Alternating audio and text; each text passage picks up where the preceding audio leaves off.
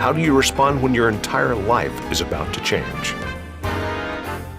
Hello, everyone, and welcome to Love Unexpected, a true story that will take you on a romantic journey that I promise will make you smile, sigh, and believe in the power of love.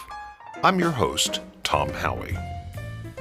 This amazing story follows a young woman named Dawn Lawson, who had the experience of a lifetime as she traveled through Poland and Ukraine in 1992, shortly after they had become free from communist control.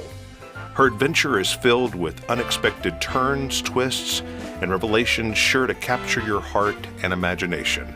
So let's dive into the story of how she found love that she never expected from across the sea. Thank you for joining us. Off we go. Okay, so our man Wiesiek has been called into the consul in Warsaw. He was congratulated, given a handshake, and a fiancé visa. Was he surprised by all this? Yes. It was so much sooner than he'd expected, or than any of us had expected, and now he could come over right away, but he still had a lot to take care of before leaving Poland. And your last phone call from Jemiah at the State Department told you that it would be at least a year to get the visa. I'm just curious, where are we on that timeline? Tom, when I look back at the calendar, because I kept a physical calendar of everything, and calculated the time from when the INS office would have received my overnight envelope until the consulate called Wiesiek in to tell him that he got his visa approved, I realized it was just a total of 3 weeks. Wait, what? 3 weeks? That is unheard of. It is. Wait, didn't she say it was going to be 3 weeks just for them to open the envelope? Yes, but here we are, halfway through August, and he has his visa. Tom, no one can tell me that was a miracle. And here we are just a month away from our wedding. You said that he still had a lot of things to do before he left. I imagine that a huge ordeal leaving his country and his family and friends, packing up his belongings and moving with Sarah to another country in just a few weeks, or some of them. Yes, it was. His parents, his sisters, his cousins, and their families, they all lived up in his hometown of Słupsk, which is about 8 hours north of Warsaw. So he needed to get up there and say goodbye to all of his family. And both Wiesiek and Sara had dear friends throughout Warsaw that they needed to say goodbye to as well. But then one of the major problems for Wiesiek and Sara was that they were only coming with a couple of suitcases. So they had to decide what would they bring with them and what would they leave behind. So they had to go through all of their clothes, the toys, their pictures, their furniture, and other items, and just figure out what would go and what would stay. And unfortunately, because he was pressed for time, Wiesiek didn't think to store the rest of his belongings, so he just gave away most of them, including, I still hear about it to this day, a beautiful record collection that he gave away to friends and stuff. And he asked his best friend if he could look after renting out his apartment. That same friend also helped Wiesiek get an airline ticket to the U.S., and because it was so last minute, the only seats left were in business class. So he and Sara traveled in comfort on their long journey to this new life. But if you're going to travel for a miracle wedding that happened in a miracle time frame, why not go business class? That's true.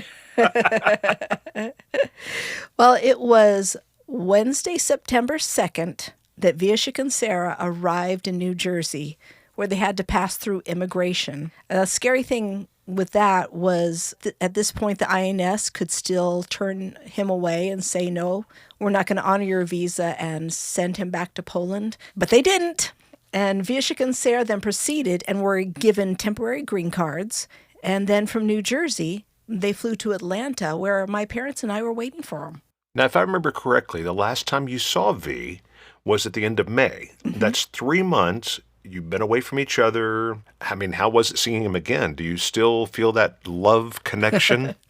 Oh, I felt it more than ever. Since this was before 9/11, we were able to meet them at the gate as they came off the plane. And I first grabbed Sara and hugged her tightly, and then I found my way into Wiesiek's arms, and it was like everything was now all right, and I could finally breathe again.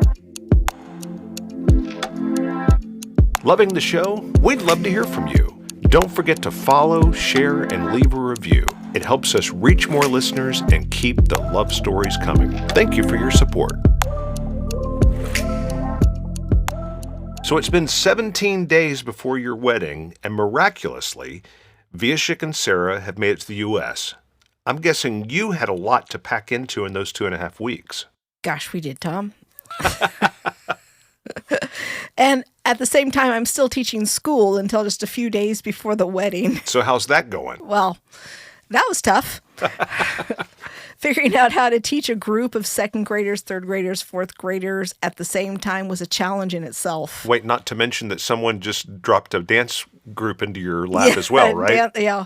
Well, I held off on starting to teach ballet for a couple of months. Okay. Yes. As for the wedding plans, my parents and I had worked out all of the aspects of the wedding and the reception, except for the music. I left that to Wieszek since that's his love language, and he could do that while he was still in Poland. So when Wieszek got here, I had him work with Vicky, our music director at church, and they planned the rest of the music for the ceremony. And I was really glad to see that she and my friends were just connecting with Vee, and they were able to see how special he really was, and he is. And did your parents have the same assessment of Wieszek? Oh, yeah, they did. My parents really loved him and Sara right away. Just a couple days after they arrived, my parents hosted a welcome party at their house, and it was great to finally introduce my fiancé in the flesh to my friends.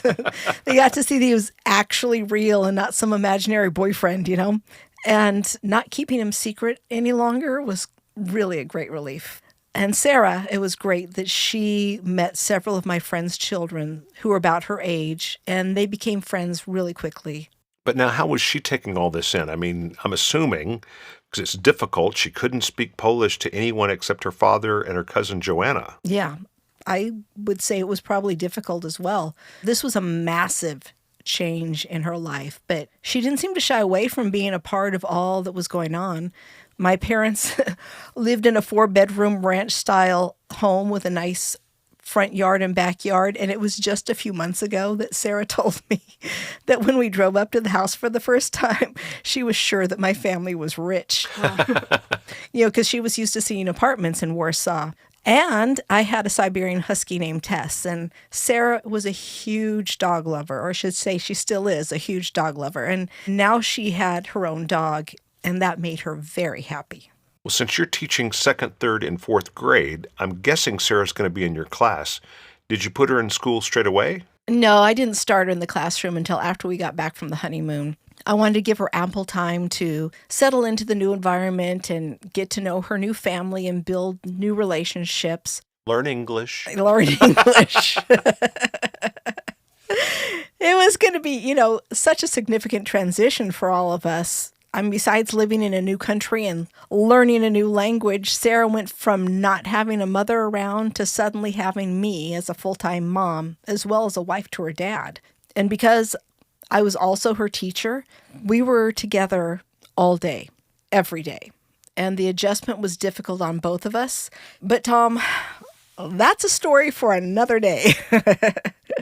Someone who really helped with the transition was Kara, who was Jim and Peggy's daughter, and she was only 3 days older than Sara. Wow. And even though they didn't know each other's language, Sara and Kara became best friends really quickly. In fact, Sara was fast friends with many children because it's just easy to love her. She's funny, creative, beautiful, and being from another country made her one of the most popular kids in the church and the elementary school.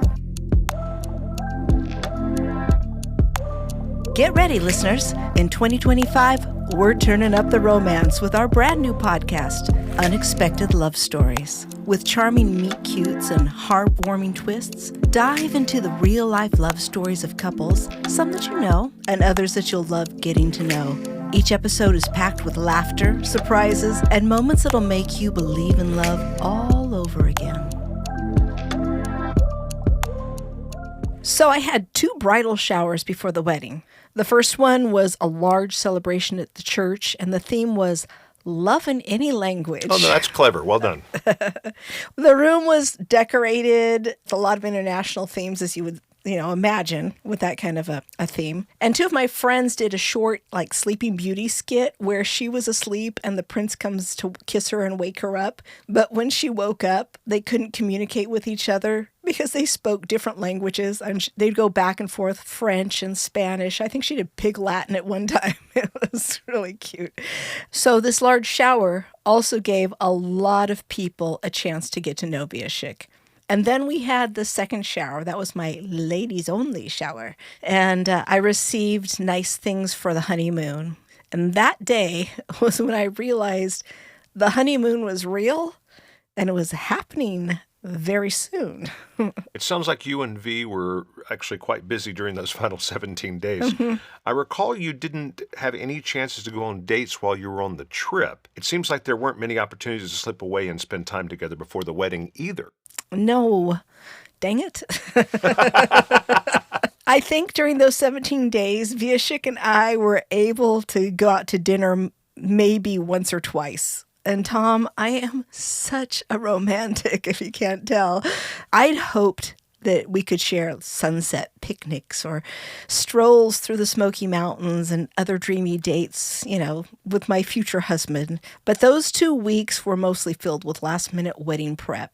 Though I do have to tell you, after a summer of weak knees from listening to his tapes and receiving cards that declared his love for me and all that fighting that I did to get him over here, well, those all worked to definitely increase my passion for the man.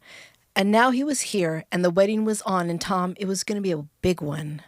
But this also meant that the honeymoon was right around the corner, and I was looking forward to finally spending time alone with him. And I know in your less than PG rating podcast way, you're going to tell us all about the honeymoon. Yes. I just want to remind our listeners that you can find photos and videos, maybe not of the honeymoon, that go of the honeymoon? Oh, there's a couple of pictures in there. Of the honeymoon? Of the honeymoon. Okay, well, they go along with each episode on our website, loveunexpected.us. Enjoy going further into the story with us. Also, leave us your questions for our future question and answer episode and connect with us on social media. Yes, you will see photos. So finally, on the evening of Friday, September 18th, we had our wedding rehearsal. And after all the struggles, I couldn't believe that it was really happening. We had it at a large and very beautiful church on the campus of my alma mater, Carson Newman. And like I said, it was a big wedding. I had 5 bridesmaids, 5 flower girls, as well as a matron of honor, my cousin Connie, and a maid of honor who was Sarah. And then Viashik had 5 groomsmen and a junior groomsman. And then Jim was the pastor that performed the ceremony. And if you add up him and then Viashik and I, there were 21 people on the platform. Well, that is a huge wedding. Yep. And it's because we wanted to celebrate us coming together as a family. So we just decided that each bridesmaid would walk down the aisle with a groomsman and a flower girl to symbolize our whole new little family. And the rehearsal went well. And then we all went over to a friend's home and we had our rehearsal dinner. And that night, it was just a huge party. We included friends from San Diego, where I grew up, friends from Columbia, Maryland, and friends from the outreach trip where Viashik and I met, as well as several family members of mine. And they'd all made this huge trip, to Tennessee to support us and to help us with the wedding reception. So we wanted to thank them and honor them by including them in this rehearsal dinner. So it's just a huge party and a great time for relaxing and laughing with our friends and with our family. I just treasure that time. And then Sarah and Viashik got ready to go. They were staying with Jim and Peggy. And after the party was over, I said goodnight to them, and I headed back to my parents' home, single for the very last time. But Tom, I have to confess, you'd think that I'd be happy, but I was actually just a little upset with Viashik after he left. Upset with Viashik? Why?